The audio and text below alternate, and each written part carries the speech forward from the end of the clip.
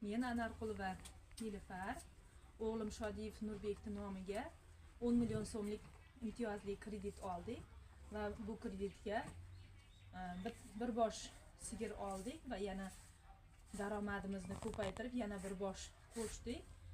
Biz bankdan bizni moddiy ahvolimizni yaxshilashga xizmat qilgani uchun barcha bank xodimlariga minnatdorchiligimni bildiraman. Bu hozirgi kunda sigirlarimizdan 10 litrdan oshiq sut sog'ib olyapmiz. Sutni sutlaycha qo'ni-qo'shnilarga sotyapmiz. Oilaviy daromadimiz juda ham yaxshi oshdi. Oilaviy daromadimiz bundan tashqari sutlarimiz ortib qolgan paytda sariyog' qilib yeyapmiz. Undan tashqari qo'ni-qo'shnilarimiz ham juda ham minnatdor. Ba'zi paytlarda sariyog'larimizni ham qo'shnilarga sotib daromad qilmoqdamiz.